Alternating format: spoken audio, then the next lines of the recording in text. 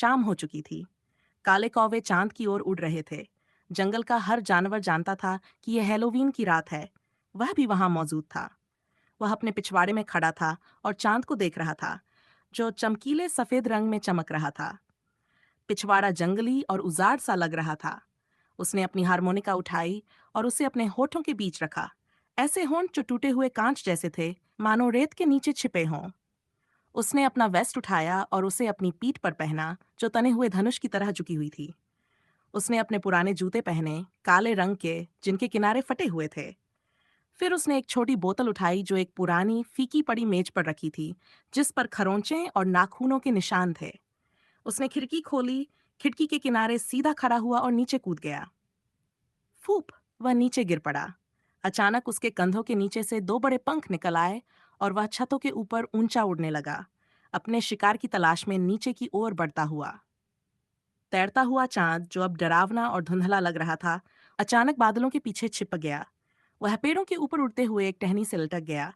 उसके मुलायम रोए इतने पतले कि उसका काला शरीर दिखाई दे रहा था। देर आराम करने के बाद वह फिर उड़ गया। चांद अब पूरी तरह बादलों के पीछे छिप गया था और चारों ओर घोर अंधकार था। 10 मिनट तक उड़ने के बाद एक वीरान जगह पहुंचा। वहां एक पुराना सा घर था। वह उड़कर उसके अंदर गया। अंदर बहुत ठंड और अंधेरा था। सब कुछ गंदा, सूखा हुआ खून पड़ा था। चिमनी कालिक से पूरी तरह काली थी, जैसे बरसों से साफ न की गई हो। कमरे के बीच में एक आईना पड़ा था। एक बड़ा आईना, जिसके किनारे बनियान सी शीत के दशक की पुरानी लकड़ी की नक्काशी से सजे थे। वह जमीन पर पड़ा था। कराहते हुए वह खड़ा हुआ और आईने की ओर चला। उसने सीधे आईने में देखा और अपना फीका, बूढ़ा चेहरा देखा। उसकी बड़ी, भूरे रंग की अंडाकार आंखें गोल होने लगीं। उसके पंख सिकुड़कर उसकी पीठ के पीछे छिप गए।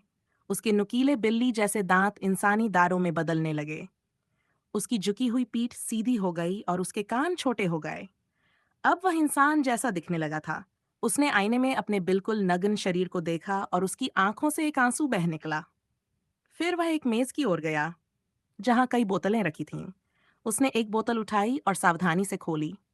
एक कड़वी गंध बाहर आई और वह जोर से छींक पड़ा। हच्छी! उसने पूरी बोतल पी ली। पूफ! वहां एक सुसंस्कृत युवा सज्जन खड़ा था, सुंदर सूट पहने हुए, जैसे किसी डेट पर जाने वाला हो। उसने फिर से आईने में खुद को देखा और थोड़ी देर बाद वहां से चला गया।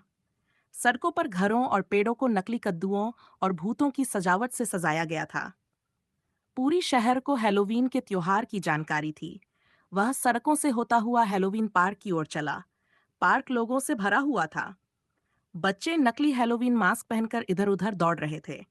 हर जगह खाने पीने की चीजें बिक रही थीं। बिस्कुट, केक, कॉटन कैंडी और सबसे खास शुरू का रस। शुरू ड्रिंक लाल रंग की थी, जिसमें जड़ी बूटियां घूमती नजर आ रही थीं। ये एक स्वादिष्ट पेय था, जिसे शहर के सभी लोग पसंद करते थे।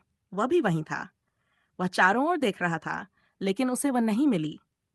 तभी उसने एक महिला को देखा, जो सुंदर बैलेरिना जूते और काली पोशाक पहने हुए थी और कॉटन कैंडी खा रही थी।